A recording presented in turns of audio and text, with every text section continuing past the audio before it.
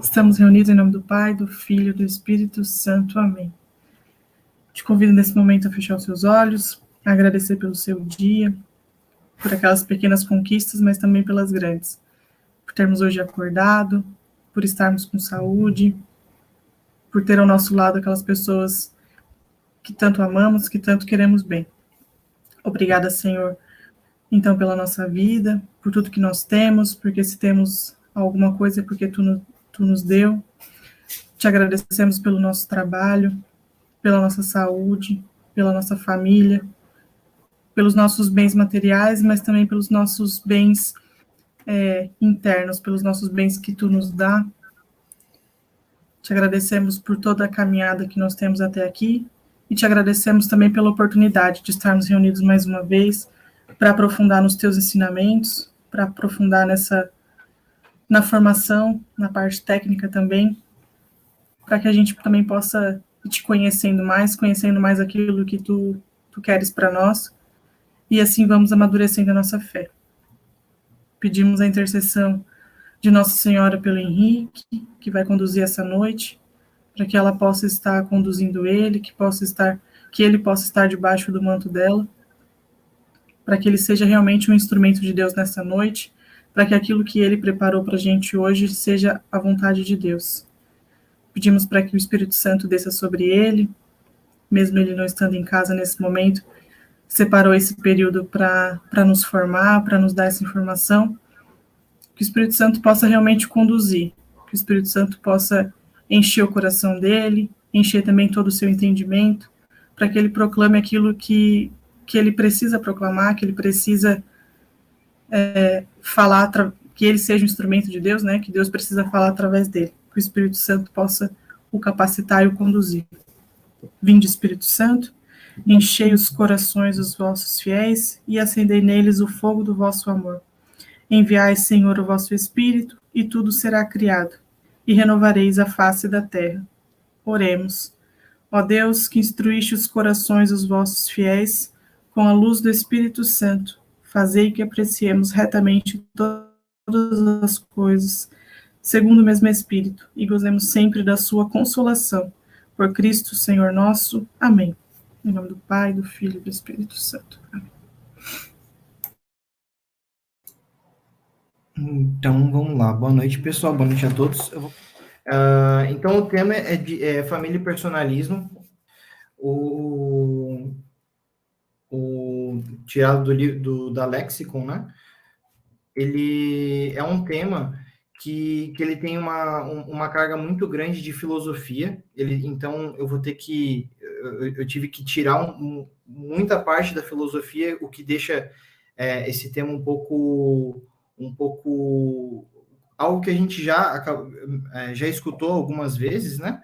Só que é bom a gente relembrar, principalmente essa parte que ele fala, porque mesmo lendo, eu acabei relembrando algumas coisas e retomando algumas coisas que eu não tinha em mente, principalmente falando em família, né? Nós que estamos aí construindo a nossa família e gerindo a nossa família.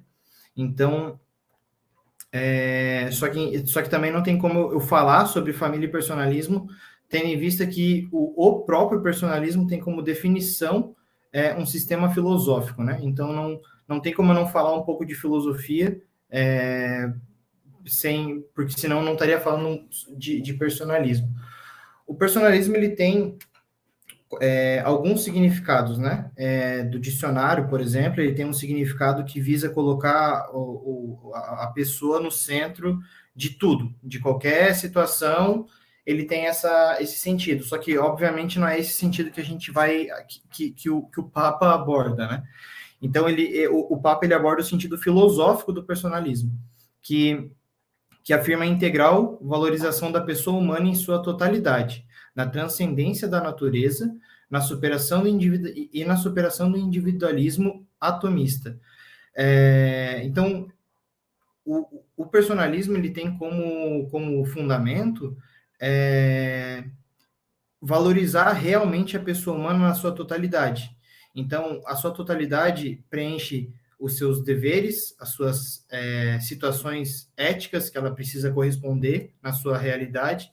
E aí o personalismo abordado à família, ele vai trazer esses deveres éticos realmente, visando a pessoa dentro da família, né? Então, aquilo que a gente precisaria fazer e ter como ação dentro da nossa família, para que nós sejamos cada vez mais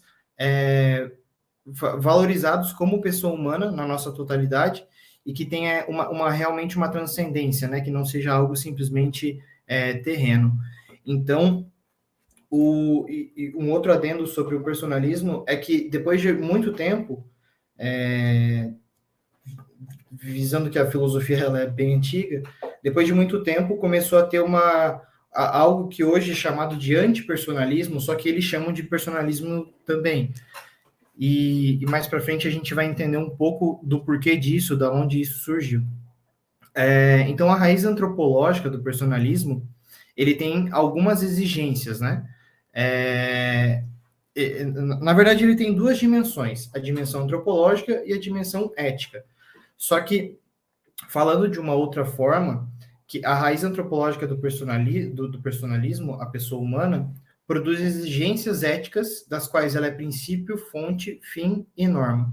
Então, a pessoa humana, ela acaba tendo que cumprir para que ela seja cada vez mais humana, para que ela seja cada vez mais realizada, algumas éticas, né? Algumas exigências éticas. Após a gente entender um pouco do que é o personalismo, a gente vai ter que entender um pouco do que é o ser humano no total, né? Então, um ser humano, a filosofia ela explica isso de uma forma muito detalhada, então eu tive que pular algumas partes aqui que vai ficar um pouco simplificado ali para a gente conseguir entender um pouco melhor. Então, o ser humano ele é um animal racional, né? O que nos diferencia de todos os animais da face da Terra. Só que nós pode parecer básico, né? Pode parecer simples, mas a gente não é racional porque a gente pensa, certo? Não é essa a ordem das coisas. A gente pensa porque nós somos racionais. Então Deus colocou na gente algo que é a racionalidade. E isso faz a gente pensar, isso faz a gente ter curiosidade em busca de conhecimento, entre outras coisas. Então, não é a busca de conhecimento que o ser humano tem, não foi isso que Deus colocou em nós. Deus não colocou em nós a vontade do conhecimento, ele colocou em nós a racionalidade, sermos racionais. A gente consegue utilizar da razão, a gente consegue utilizar do pensamento, da psique, para a gente conseguir ter ferramentas para que a gente se torne cada vez mais humano. E por que a gente precisa se tornar cada vez mais humano? Porque nós somos imagem e semelhança de Deus. Então, quanto mais a gente se aproxima do que da humanidade, cada vez mais a gente se aproxima realmente de Deus. Não somente de uma maneira bonita, assim, é realmente algo realmente profundo. Quanto mais a gente for e corresponder aqui em vida, porque nós só somos humanos em vida, né? Então, quanto mais a gente corresponder, já explico por que nós só somos humanos em vida. Quanto mais a gente conseguir responder o porquê o quanto a gente, o que a gente tem como dever na Terra, a gente se aproxima cada vez mais de Deus. O ser humano, ele possui uma natureza racional. Essa natureza racional faz com que a gente tenha a habilidade de ser dono do nosso próprio juízo.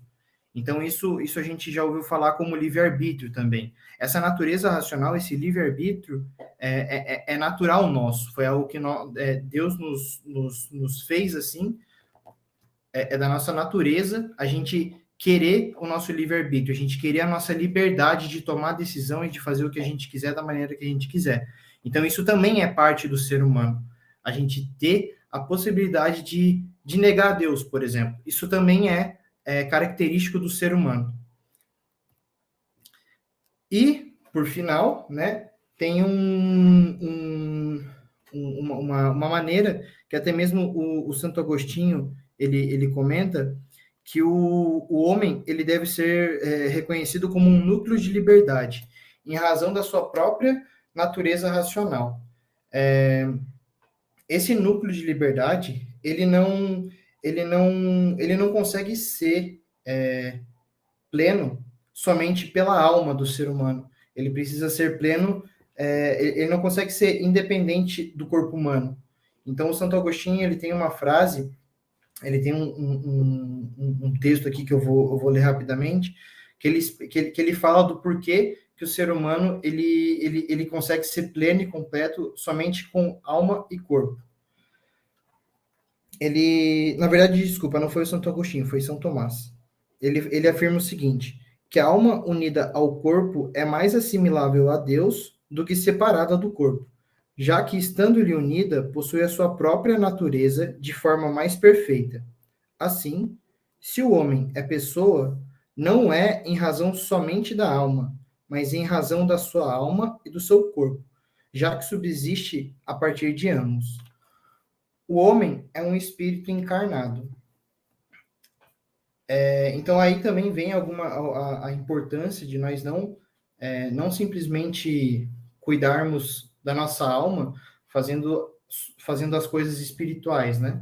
Aí também está a importância da gente cuidar do nosso corpo de uma maneira saudável, de uma maneira que a gente consiga ter ele de uma forma plena para que a gente consiga realizar as atividades que são empreendidas a nós, né?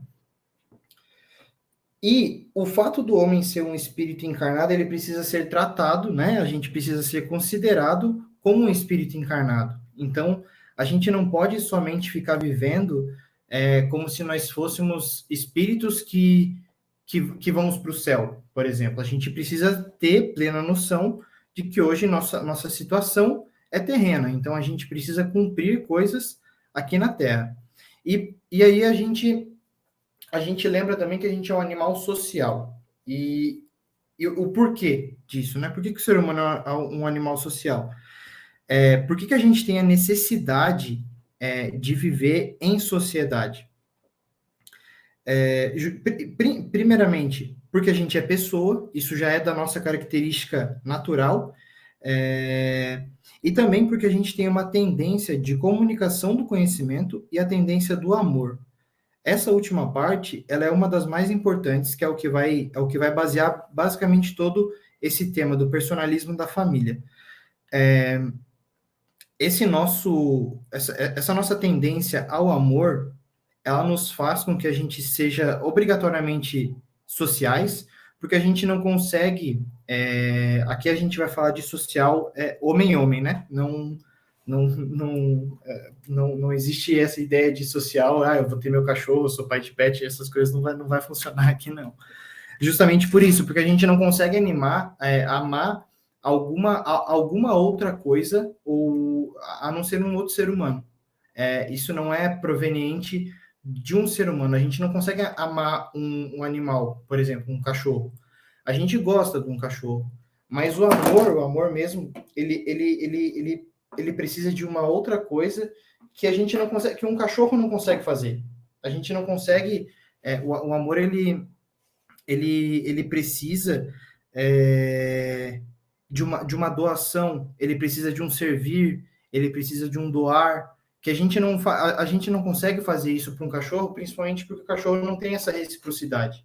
Um cachorro, um objeto, qualquer coisa, a gente não consegue se doar para algo que não seja um outro ser humano.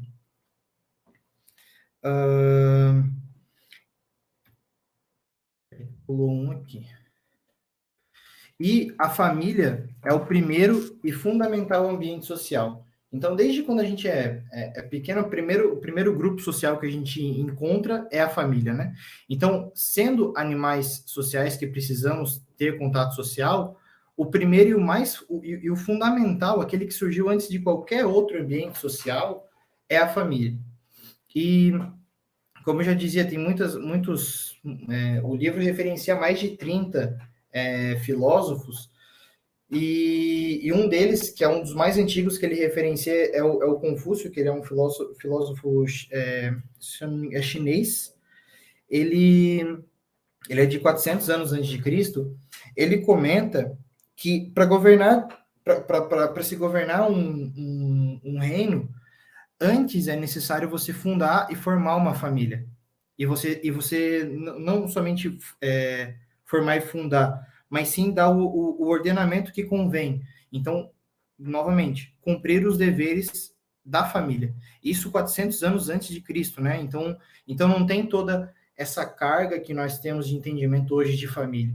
Então a gente já consegue ver que a importância da família ela sempre existiu, né?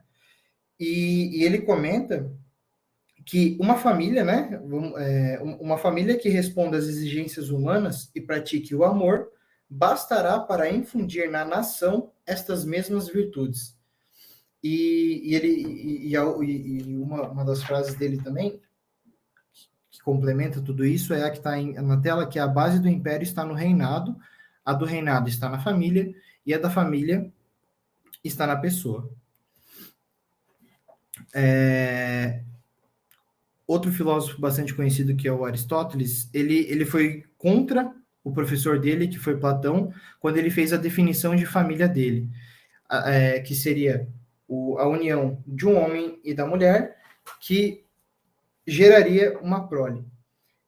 Essa prole, não somente a prole, né? Mas com isso, a prole, ela seria a própria sociedade em si. Então, a gente pensa que a família são como se fossem pequenas células que cada uma, né, fazendo o seu papel, consiga gerar um corpo que seria essa sociedade, que é onde o ser humano consegue agir ativamente e se tornar cada vez mais ser humano, imagem e semelhança de Deus. E essa mesma dinâmica, né, essa mesma definição do Aristóteles, ele dá a estrutura e a dinâmica da sociedade. Como a sociedade ela deve funcionar seria dessa maneira, né? Com essa definição de família, isso como fundamento, né? E ele comenta de uma maneira muito, muito sábia, obviamente, que alterando-se a sociedade, altera-se a família. Só que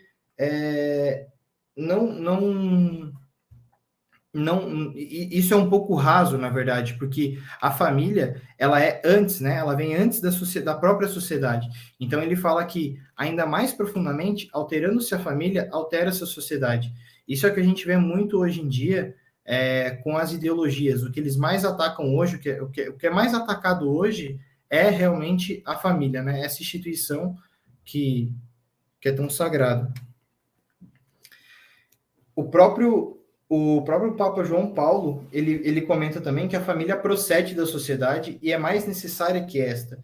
E também o livro fala que o ser humano, ele é mais natural para o ser humano estar dentro da família, ser um animal conjugal, do que estar em sociedade. Então, um ser humano é mais natural. Hoje a gente acaba sendo tão racional que a gente não para pensar essas coisas, mas se o ser humano, se fosse um instinto, por exemplo, o ser humano ele seria mais voltado para a sua família, em fazer as coisas para a família, do que fazer as coisas para a sociedade. Justamente porque antes da sociedade vem a família, né? A sociedade só existe por causa da família. E o mais interessante dessa dinâmica que é posta, né, no livro relacionado à família, é como que é a nossa atuação, como que a gente deve agir dentro da família, quais são aqueles deveres que foi falado lá no começo, né? Uma das frases que está aqui no livro, que é a existência de um bem comum próprio da família, isto é, de um fim, de uma norma e das tarefas, dos quais se realiza a vida boa humana do grupo familiar. Aqui ele está querendo dizer que a família em si, ela tem uma norma, né, um fim, ela finda para uma situação que ela vai trazer a vida boa humana, que vai nos fazer, vai nos trazer realizações, que é dentro dessa dinâmica de família, onde a gente tem como ação principal ser a gente dentro da família, que é o amor. Nessa dinâmica, aonde a gente vai ter um ponto super importante, que é a doação das pessoas que estão dentro dessa família. A doação, que especialmente no caso da família, implica a reciprocidade no qual o amante se dá realmente ao amado, e o amado ao amante, como ao seu tudo. Então, a doação é essa dinâmica que faz o homem ele agir de uma maneira para sua esposa, né? Que não simplesmente ele vai fazer algo para ela porque ela vai ficar feliz. No final das contas, isso é uma consequência, né?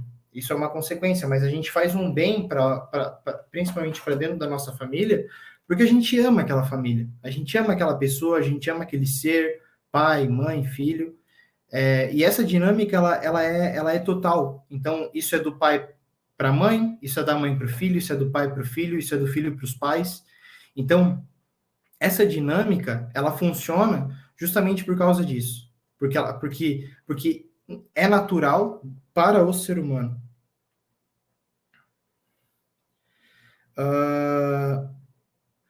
O Santo Agostinho, ele comenta da família, ele fala sobre a família como um viveiro da sociedade, né? O que tem no viveiro? Um viveiro comum.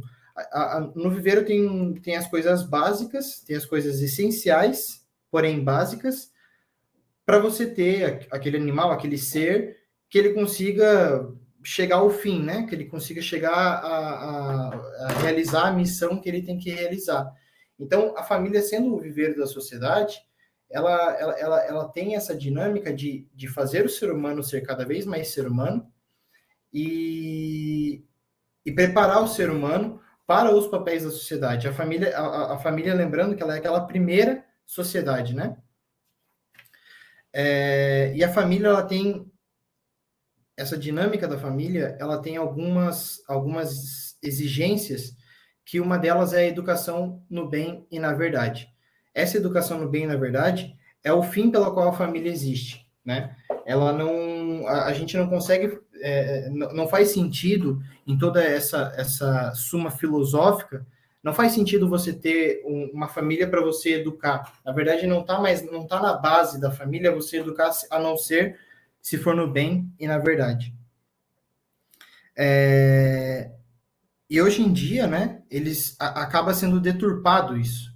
Toda essa explicação prévia do porquê os papéis do ser humano acabam sendo deturpados. E hoje em dia, com tanta mentira, a família ela acaba sendo o único e último abrigo privilegiado da verdade. Então, justamente por causa disso, da educação no bem e na verdade. Então no mundo hoje, que a gente só vê mentira, a gente só vê coisas que não nos fazem ser cada vez mais seres humanos, na verdade nos tornam cada vez mais animais, né? A família, ela acaba sendo o único e último refúgio da verdade. Então, tá aí uma grande importância, né? Cristo mesmo falou, eu sou o caminho, a verdade e a vida. Então, ele é a verdade. Então, a família, ela acaba sendo o último recurso de Cristo mesmo, se a gente for parar para analisar. Nessa parte da educação, também é explicado que as pessoas, elas adquirem a maior parte da sua carga, né? Da sua carga de ética, de bom senso, de caráter. Ela adquire a maior parte disso dentro da sua criação na família. Então, isso não define que ela vai ser uma pessoa boa até o fim da vida dela. Lembrando que antes da família, um núcleo antes da família é o ser humano. O ser humano, ele ainda tem o seu livre-arbítrio. Então, por mais que você faça tudo corretinho, você não consegue garantir, por exemplo, que um filho seu vai fazer vai ser um santo ou vai ser um crápula. Isso aí a gente não consegue garantir porque ainda é escolha dele, né? Isso foi algo que Deus nos criou assim. Então, mas a maior carga, no geral, a maior carga vem dessa criação da família. Então, isso, olhando para um âmbito social, de sociedade mesmo, a gente já nota daí a importância da família, né? E se a gente substituir, por exemplo, essa educação no bem, na verdade, por qualquer outra coisa a não ser isso, a gente já começa a ver que a sociedade vai começar a ruir, a sociedade no geral, ela vai começar a ruir. Então, ou seja, esse é o caminho, tá? Esse é o caminho, não tem como fugir muito disso. Se fugir, o fim não vai ser nos fazer imagem e semelhança de Deus. Deixa eu pegar aqui a outra parte da minha cola. Tá. O livro, como eu comentei, ele não traz somente questões teológicas e relacionadas ao cristianismo, né? Ele traz coisas bem antigas, porque no final das contas, o cristianismo, o ser humano, né, a antropologia no geral, ela tem uma base, ela foi criada por Deus, então a gente sabe que tudo deve seguir para o mesmo caminho. Antigamente, tinha muitas pessoas, né? Muitos filósofos, o livro cita, como eu comentei, o livro cita mais de 30, mas tinham muitos filósofos que eles dedicaram a vida deles a fazer coisas e pesquisar coisas genuinamente para entender, para saber como é que funciona, sem querer manipular ninguém, sem querer fazer, usar isso para o mal, vamos dizer assim, mas simplesmente para adquirir conhecimento e entender como as coisas funcionam. Então, desde a origem romana do conhecimento romano vem daí. Ela não existiria, por exemplo, se não fosse essa carga toda dos filósofos gregos, né? E dentro dessa porrada de filósofos que tem no livro, ele traz personalidades, obviamente, que tem uma carga extremamente importante também dentro de toda essa área do personalismo e da família, que são dois são papas, né? O Ratzinger e o Wojtyla, que é o Papa João Paulo II e o Bento XVI, e o Viktor Frankl, o São José Maria Escrivá e a Edith Stein. São personalidades que a gente sabe bastante, né, do que eles trouxeram para a gente, do que eles agregaram nesses temas.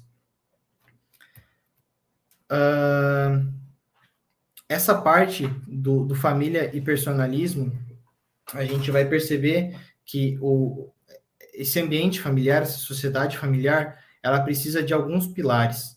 Um deles é a educação, e essa educação, ela é, como comentei ali, ela tem que ser voltada para o bem e para a verdade, ela não pode fugir disso, ainda mais que essa educação ela vai ser a base, né?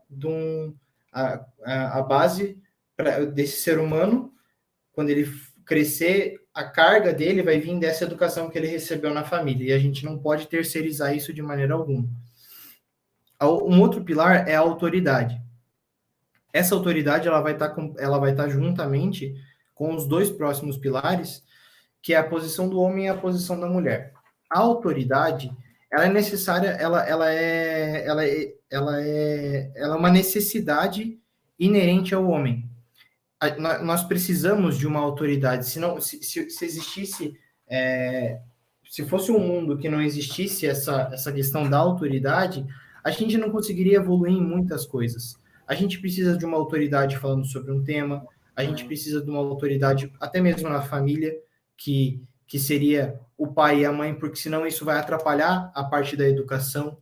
Então, a gente consegue ver que existe uma linha desde o homem, da gente identificar como é que é o homem, o que ele tem, o que ele faz, e o porquê que cada potência dessa do ser humano, cada coisinha que compõe um ser humano, ele precisa ser empregado na família da maneira correta, né? Para que isso nos faça cada vez ser nos realize cada vez mais. Então, essa parte da autoridade, ela é extremamente necessária para a educação, porque o teu filho, ele vai olhar para você, né?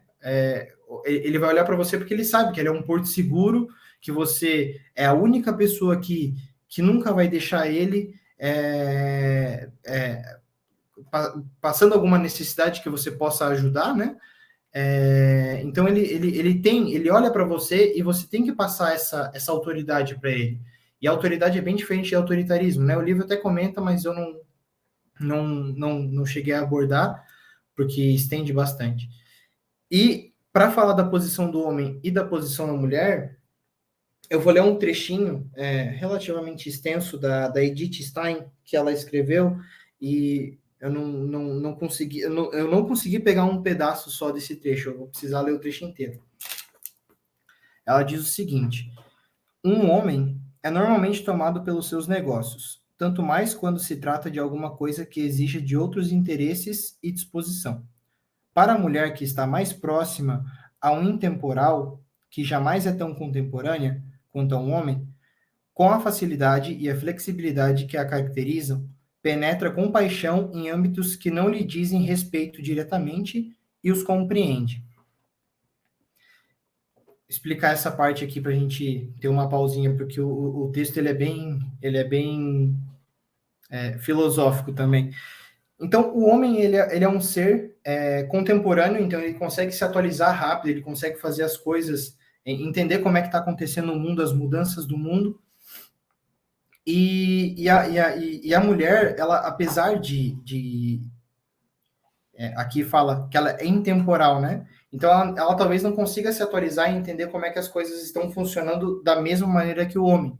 Só que ela tem essa habilidade de conseguir entender e estar presente dentro das coisas que até não se dizem respeito a ela, que ela não precisa prestar muita atenção. Então, a gente consegue ver que ela tem essa atenção que o homem não tem. Neles, não encontraria nenhuma atração se não fosse pelo seu interesse por uma pessoa determinada. E o que a ajuda a participar da vida do homem é a superabundante riqueza de coração e a sua capacidade quase ilimitada de doar-se, e a sua paciência. Enquanto o homem é capaz de fazer mais, ela pode resistir mais longamente. Enquanto o homem é mais impulsivo, ela possui mais energias em reserva. Então, essa dinâmica da posição do homem e da posição da mulher dentro da família, se ela não for respeitada dessa forma, ela acaba trazendo alguns problemas, né? Não preciso dizer que acaba com uma família, mas ela traz outros problemas, ela pode trazer brigas, ela pode trazer situações, isso que a gente pode nem entender o porquê dessas brigas e dessas situações, mas a gente pode perceber que existe limites que, quando ultrapassados, isso nos incomoda, dentro do papel e posição do homem dentro de uma família e o papel e posição da mulher. Até aqui, a gente viu tudo, definições e coisas genuínas, né, relacionadas à família e ao personalismo. A partir daqui, é onde a gente vai falar um pouco do antipersonalismo, que é algo que hoje a gente tem muito presente na nossa vida, infelizmente, né? Existiram filósofos que tiveram essa intenção genuína e boa, mas também existiram filósofos que eu não posso dizer se foi genuína e boa, mas trouxeram reflexos muito ruins. Então, esses reflexos, eles estão reverberando até hoje, né? O Nicolai, ele faz... a carga dele, né? É a carga freudiana, marxista, é esse pessoal aí. Esse pessoal, eles definiram a alma espiritual, eles substituíram a alma espiritual, que é aquilo que constitui e anima a vida humana, ele substituiu isso pela sexualidade, lá no princípio. Então, ele não quer... ele tem uma frase, que eu preciso pegar aqui, que vai dizer bastante e explica muito do que o que esse cara pensava. Mas ele, por algum motivo, eles entenderam a alma espiritual da forma da sexualidade. Porque antes a gente tinha a sexualidade sendo um ponto dentro da família de união e procriação, certo? Agora eles modificaram isso para ser simplesmente prazer. Simplesmente prazer. Porque eles. Olha a gravidade disso. Eles pegaram a alma espiritual e substituiu isso pela sexualidade, isso na filosofia dele, né? Então, a crítica que ele faz relacionada ao cristianismo, que é a parte ali do moralismo aos doutores cristãos. Os teólogos cristãos e mestres da igreja e representantes oficiais do cristianismo não souberam enunciar nada mais que trivialidade ao falar do amor. Um homem como Santo Agostinho conseguiu escrever um tratado sobre o matrimônio que é perfeitamente semelhante ao tratado sobre a criação de um gado. Não suspeita nem mesmo da existência do amor, nem ao menos fala dele. Como a maior parte dos doutores cristãos, que apesar de seu moralismo, sempre enunciaram ideias imorais, ou seja, contrárias à ideia do personalismo, entre aspas, né? Vivendo na pessoa um instrumento a serviço da vida da espécie. O que ele está querendo fazer aqui? Ele simplesmente pega toda essa parte do personalismo, aquela coisa que a gente viu, de se doar, do amor, que não é o amor não é um sentimentozinho bonitinho. Ele é um se doar de verdade, ele é um se doar de verdade, você ama de verdade quando você está brabo com a sua esposa, e você faz uma coisa que você não quer fazer, mas você faz aquilo porque você sabe que isso é bom, você sabe que isso está correto.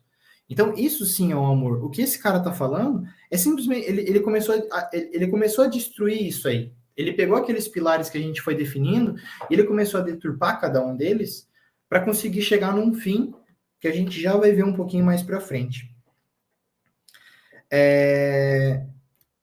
Essa moça, Simone de Beauvoir, eu acho que é assim que se fala o nome dela, ela foi uma das pioneiras, né, do feminismo, e ela fala que a ideologia cristã contribuiu muito para a opressão da mulher, justamente por causa do patriarcado, que a sociedade ela é algo do homem, ela não é algo que foi da mulher, por exemplo, ela está dividindo exatamente assim.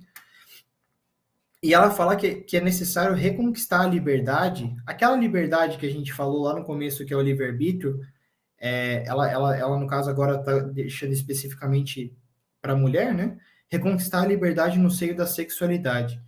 Então, antigamente, aquela velha frase do a recatada e do lar, se eu não estou enganado, ela simplesmente está quebrando isso, ela quer que se use a sexualidade para reconquistar a liberdade, certo? E ela fala de fazer da concupiscência uma virtude. Cara, um cara que era amigo de São João Paulo, que é o Dietrich von Hildebrand, ele tem um livro muito bom, ele comenta o seguinte: um homem entrega a concupiscência, vira as costas aos valores morais, coloca-os de lado e os ignora. E ela simplesmente está falando que é necessário fazer da concupiscência uma virtude. E ela fala um pouco mais, né? Na verdade, o Papa comenta que isso que ela está falando não é liberdade, e sim libertinagem. A liberdade a gente tem ela, a gente pode tomar decisão, mas a gente toma a decisão certa pela maneira certa. Ela simplesmente quer tomar a decisão, dando o nome de liberdade, mas fazer o que ela quer, da maneira que ela quer, do jeito que ela quer, sendo o seu próprio Deus, vamos dizer assim. E ela fala um pouco mais, ela fala que a revolução será importante, sempre importante, enquanto existirem as noções de famílias e de relações familiares, né? Então, tudo isso que a gente tem, que não foi feito de um dia para a noite, foi feito de séculos e séculos de estudo em cima do tema, ela simplesmente está falando que a gente vai precisar será necessário revolução até que isso morra, até que isso acabe. E, na verdade, a gente vê isso até hoje, né? A gente consegue perceber isso até hoje. Ela... Deixa eu tomar um golezinho de água.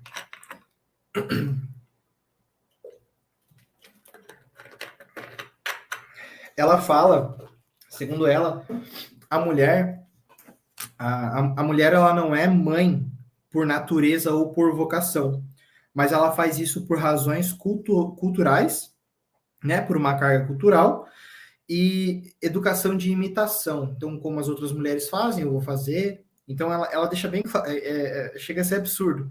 Ela fala, deixa bem claro que a mulher não é mãe por natureza, ela é mãe por digamos, porque a sociedade imponha que ela seja mãe. E, a partir daí, tem esses pontos que são os que chegam até hoje de uma maneira bem grosseira, assim. Como a gente já viu até agora, a sexualidade é um dos pontos principais que na verdade, foi alterado, né? A alma humana espiritual foi alterada pela sexualidade no começo dessas ideologias. Aí surgiu a ideologia sexista, ideologia de gênero, porque você quebra aquele pilar que o Aristóteles trouxe para a gente, que é homem e mulher que gera prole e assim gera sociedade, ela quebrou, né? Então não tem mais homem e mulher. Pode ser o que você quiser. Você pode fazer o que você quiser e ficar com quem você quiser, da maneira que você quiser. Então daí veio essas ideologias também. Na verdade, não foi ela que começou, mas o reflexo de todo esse trabalho está se dando até hoje, né? E cada dia a gente acaba descobrindo coisas novas, ideologias novas, né? Houve também na verdade foi o Beauvoir, aquele cara lá que falou do Santo Agostinho, ele fala da libertinagem da homossexualidade, né? Deixa eu só pegar exatamente aqui. Ele fala da sexualidade ativa e passiva. A gente sabe hoje, né, que a sexualidade, a homossexualidade, o ato homossexual, ele é pecado, mas a pessoa homossexual que consegue conviver com a sua situação, ele tá ok, ele tá conseguindo conviver com a sua situação, a sua realidade, né? Então, ele tá quebrando isso, ele tá falando que tá tudo bem, a sexualidade ativa, passiva e etc.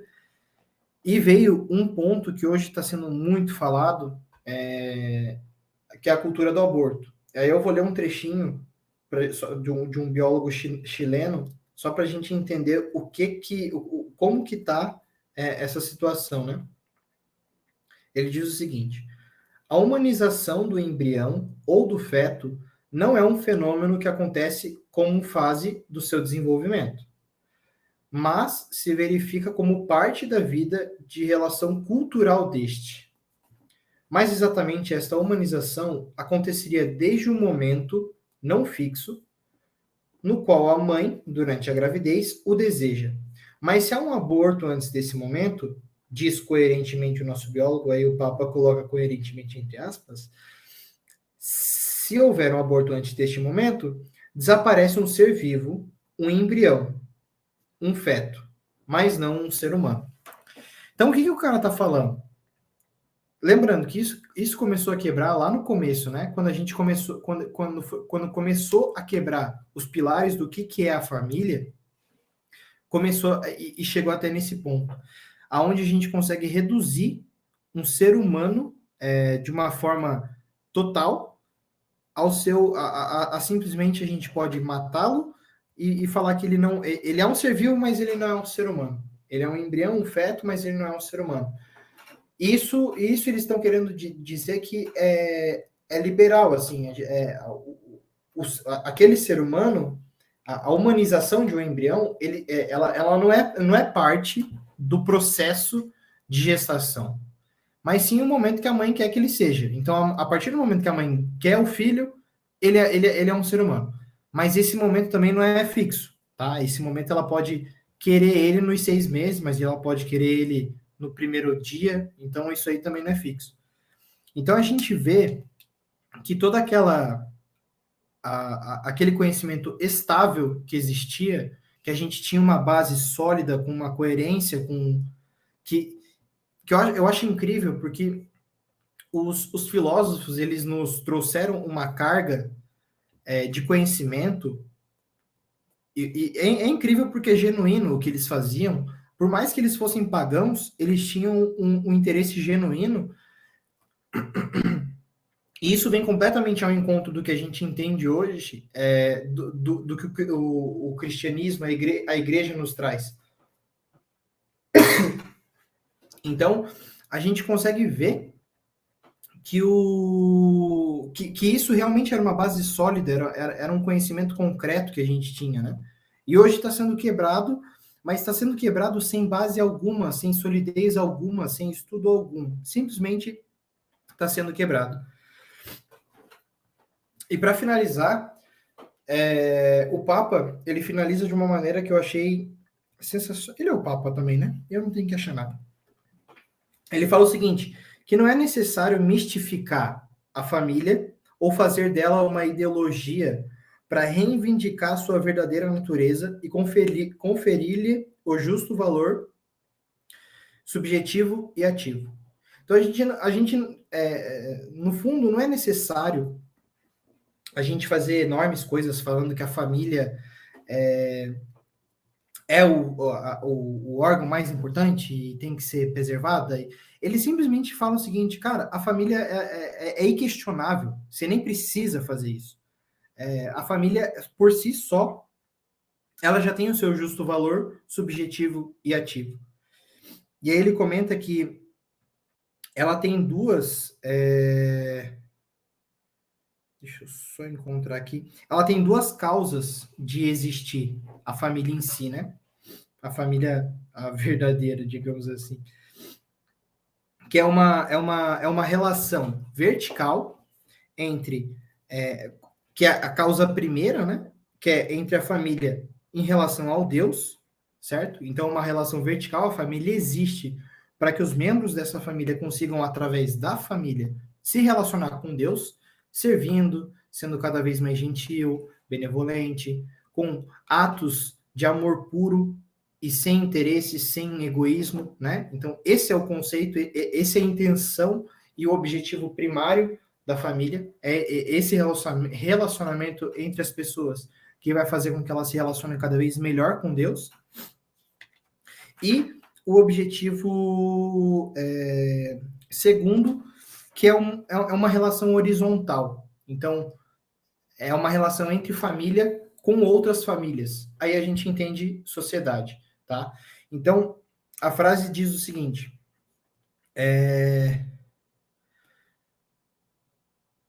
que essa relação horizontal, ela, no final das contas, ele é secundário, né? Mas ela existe para o bem do reino de Deus. Porque a gente precisa conseguir se relacionar com outras pessoas, porque dentro desse relacionamento, dessa relação, a gente vai conseguir servir, cada vez ser mais ser humano, e lembrando lá do começo, ser humano, imagem e semelhança de Deus.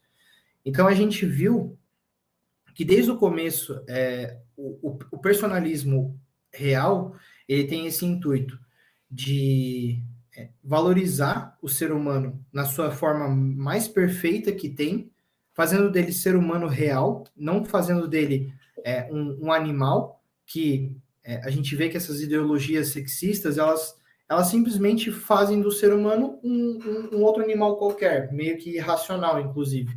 Porque a sexualidade, ela é pertinente para qualquer animal. Agora, o amor, de verdade, não é. É realmente algo que é do ser humano, né? Então